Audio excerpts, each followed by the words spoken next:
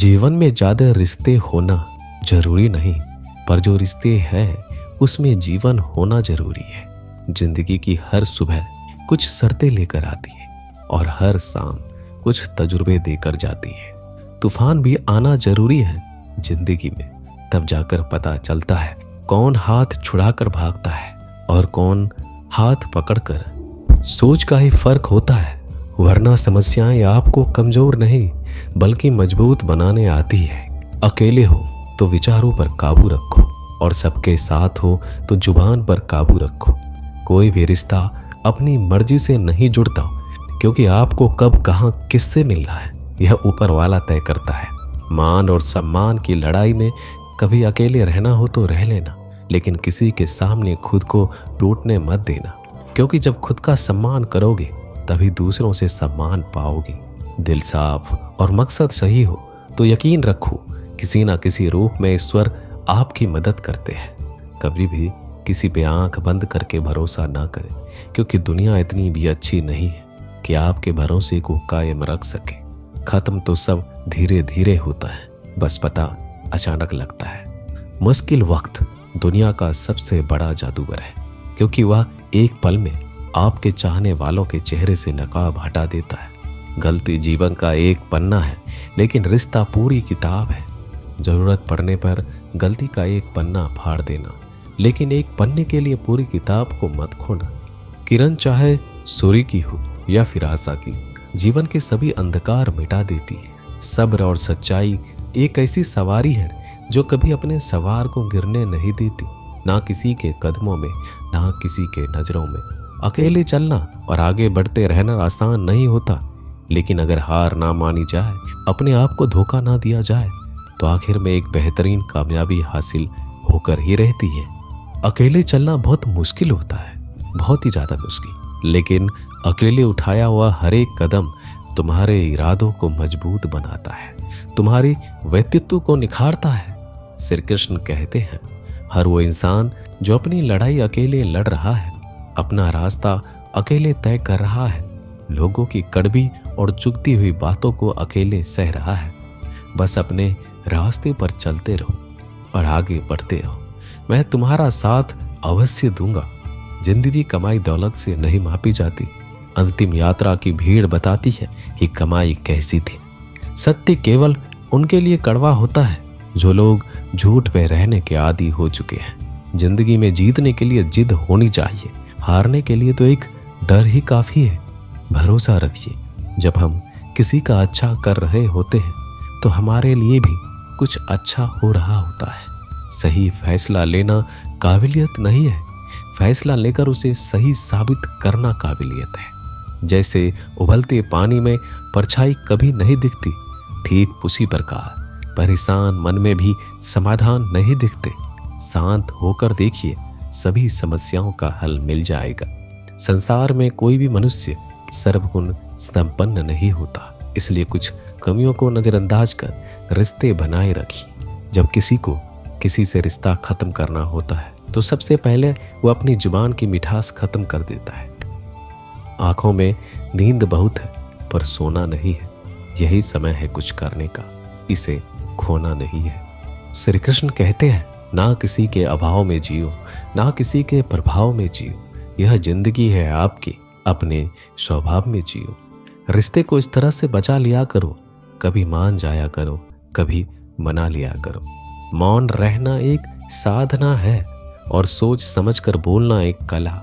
जो व्यक्ति स्पष्ट, साफ और सीधी बात बोलता है, उसकी वाणी तीव्र एवं कठोर जरूर होती है, लेकिन ऐसा व्यक्ति कभी किसी को धोखा नहीं देता। जो प्राप्त है वही पर्याप्त है। इन दो शब्दों में सुख बेहिसाब है। कर्म बहुत ध्यान से कीजिए, क्योंकि ना तो किसी की दुआ खाली जाती है, ना किसी की बद्दुआ। कभी याद रखना कि अगर ये दुनिया भेड़ियों का एक जंगल है तो तुम उन भेड़ियों के राजा हो।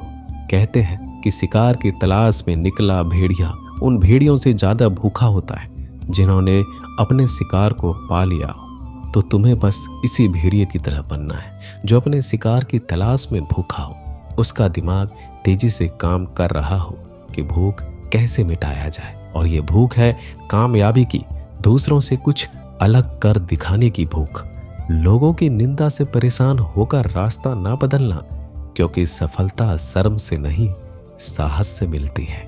जीवन में आपको रोकने टोकने वाला कोई है तो उसका एहसान मानिए, क्योंकि जिन बागों में माली नहीं होते वह बाग जल्दी उजड़ जाते हैं। जो लोग मन में उतरते हैं उन्हें संभाल कर रखिए, जो लोग मन से उतरते हैं उनसे संभल कर रहिए।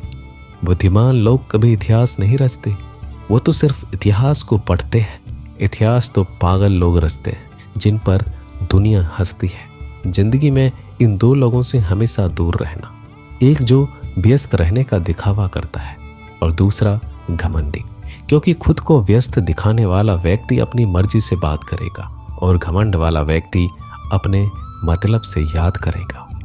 किसी को धोखा देकर ये मत समझो कि आप चालाक हो, ये सोचो कि उस इंसान को आप पर विश्वास कितना है। यह इंसान की फितरत है, यदि आप उसका एक बार सहायता ना करो तो वो आपके द्वारा पहले की गई सारी सहायताओं को भूल जाता है।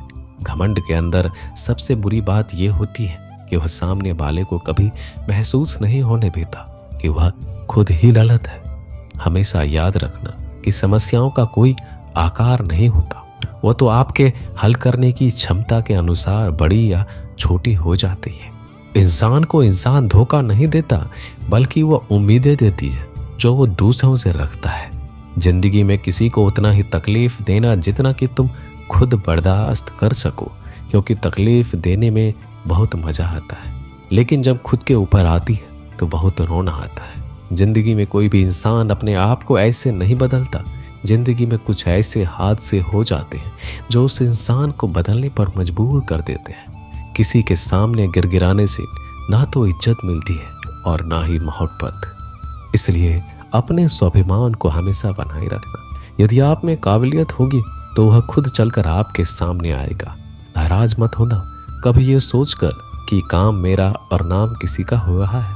यहाँ सदियों से रुई और तेल जलते हैं, लेकिन लोग कहते हैं कि दीपक जल रहा है। यदि आपके सपने बड़े हैं तो फिर आपके संघर्ष कैसे छोटे हो सकते हैं।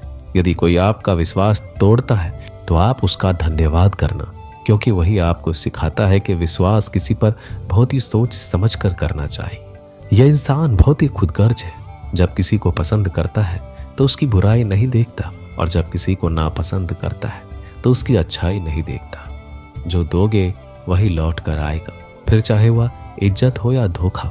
दुआ कभी साथ नहीं छोड़ती और बद्दुआ कभी पीछा नहीं छोड़ती। डरिए मत कि हम गलती कर बैठे तो क्या होगा, क्योंकि गलतियों से ही तो सीखोगे। गलतियों से तो खुद का तजुर्बा आएगा। हारेंगे तो सीखेंगे और जीतेंगे तो सिखाएंगे। कई बार लोग कहते हैं कि मेरा तो समय ही खराब चल रहा है, मुझे समझ नहीं आता मैं क्या करूं, कैसे अपने बुरे समय को अच्छे समय में बदलूं। सच तो ये है, आपको एक चीज जो बुरे समय में जरूर करनी चाहिए और बहुत से लोग ये चीज करना छोड़ देते हैं। चलिए इसे समझते हैं इस कहानी के माध्यम से। एक बार एक बहुत ही गरीब किसान था। वह गरीब था, मेहनती था, खुश था। वह रोज सुबह उठकर भगवान से केवल 10 मिनट मंदिर में जाकर भगवान के आगे हाथ जोड़कर प्रार्थना करता था। उस किसान की पत्नी भी हर रोज किसान के साथ मंदिर जाती। प्रार्थना करके वो सारा दिन अपने खेतों में काम करता। उसका जीवन बहुत ही अच्छा चल रहा था।